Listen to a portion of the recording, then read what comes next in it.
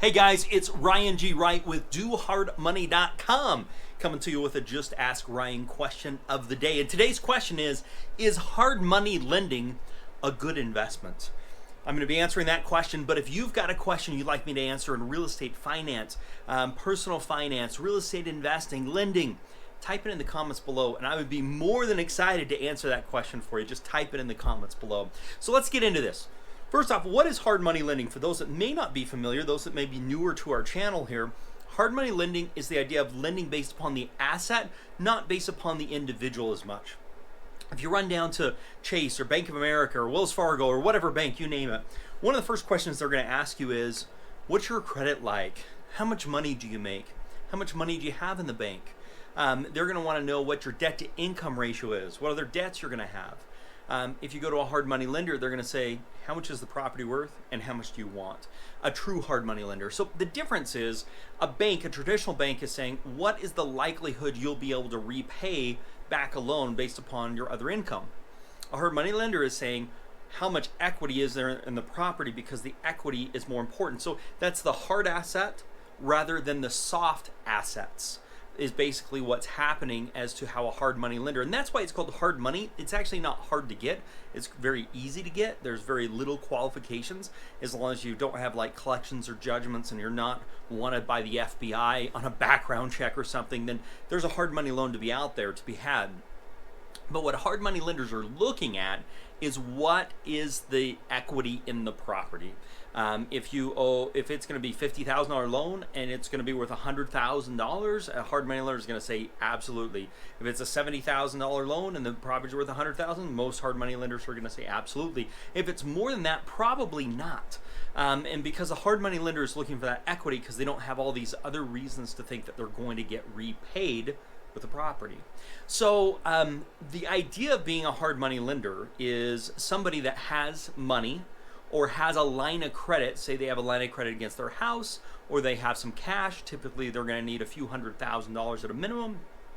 And what they're doing is giving that money to somebody in a first position loan against the property, getting full title insurance on the property, and getting full hazard insurance on the property. In most cases, these loans are done because the property's in disrepair. See, if the property's not in good condition, your Wells Fargo, your Bank of America, those traditional lenders can't lend on the property, even if they wanted to, because they are typically sell their loans or package their loans. They may continue to service the loan, but they're going to sell the loan to other investors. And to check the box, those properties can't be in disrepair. They need to be in livable condition. Reason why? Because if they have problems, then the likelihood of the borrower being able to make payments goes down drastically, because they're going to be spending money trying to fix the problems on the house, and they'll go into foreclosure. So when a bank does a loan, they get an appraisal done. When that appraisal happens, if it's an FHA loan, they're walking through just checking some boxes. Now, it's not an inspection, it's an FHA inspection. It's not a home inspection. There's a big difference. But they're saying, does the roof look like it's in decent shape, yes or no? They're not going to get on the roof. They're going to look around and say, is there exposed wires? Is the kitchen there? Is it missing appliances? Those are the types of things that the appraiser is going to be looking for if he's doing an FHA inspection. A home inspection is going to get in the attic and get on the roof and do all those different types of things to make sure the condition of the property is really there. So those are some things to keep in mind as you're dealing with what the difference between what a hard money loan is. So if you're a hard money lender, you're basically giving money to somebody, typically to fix up the property. The lower the loan to value, the less risk typically. The experience the borrower has could give some less risk. The more money the borrower's putting in, it could have some elements on risk. The credit score could have some elements on risk.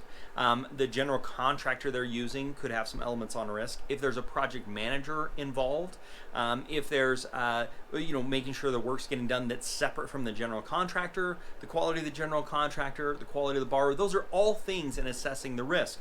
In addition to that, you want to be looking at the area, you want to be looking at the school system, you want to be looking at the crime. Now, you can analyze paralysis, this whole thing, and never end up doing a deal. So when you're investing, you're taking on some risk, But what I like to look at when I'm investing is how can I take on the least amount of risk possible and get the highest returns possible. So where's the sweet spot where I'm getting an exponentially better return for taking on maybe a little bit more risk, but not taking on no risk, because no risk is just putting your money in a CD and getting 0.1%, maybe 0.01%, like nothing. Inflation's happening higher than what the interest is getting paid out on a CD. So that's basically what we're looking at, is can you make good money? Now typically most loans that I see written in a hard money are getting anywhere from 12 to 20% depending upon different criterias. And so what you can actually do is make that money, that percentage. But you have to find the deals, you have to vet the deals, and then you are going to take some risks, and occasionally you're going to take some losses. Those losses typically come from a few things. It's going to come from there's problems with the property nobody knew about or nobody could have known about. They may come from the borrower filing a bankruptcy or having to foreclose and having to pay taxes and expenses. Those are typically the big things. It could be because market conditions changed, or it could be because values just weren't where they were initially thought. Keep in mind, all values are an estimate, and there's no way to really know what somebody's going to pay for the property in the future until they actually buy it. So you could have values, you could have rehab that was underbid, you could have changes in the marketplace, you could have to take a property back. They could file bankruptcy 5 times, and then it takes years before you get a property back, and so you're having to pay taxes on that. In the meantime, the property can be deteriorating, or there could just be a big problem with the property nobody knew about. So those are kind of the big ways that you could end up with a loss on a property, or not just a loss, but maybe a headache or having to take a property back. But the majority of the time, if you've lent to the right loan to value, if you've got project management in place, if you've got some institution behind making sure things are in the right order, and you've got the right checklist when you're closing the loan, if you've got a good contract with a contractor, most of the times those aren't a problem, and you're able to make a hefty return without being able to do much. So maybe I'm biased. I don't think so. I've looked at this on both different sides and lots of different investments, but I think hard money lending is a fantastic investment. You just have to be willing to know you are going to run into some problems, and you've got to work through those, and it's not over until it's over. So any money you're putting into a hard money type investment, don't plan on getting that money back in 6 months. You might run it 6 months long, because it may take you several years to get that money back in a worst case scenario, but most of the time we're seeing that return in about 8 months. So huge benefits in investing in hard money, which is you have a tangible asset. If the property values go down when you've lent the loan, you could rent the property out. You can foreclose and take back the house and resell the property. You can rent the property. You can lease option the property. You can fix it up and sell the property yourself. So there's multiple different exit strategies when it comes to it, but I like to have a tangible asset. But it's really nice to be a lender and own the loan behind the property rather than owning the property and having to deal with tenants and that type of stuff. Now, I have lots of tenants. If you manage them properly, that's great, but I like to have both. I can make a lot more money on the hard money at a 12% or 15% return than I can, I think we're at 16%, then I can renting, which is my typical return is like a 5 to 7%.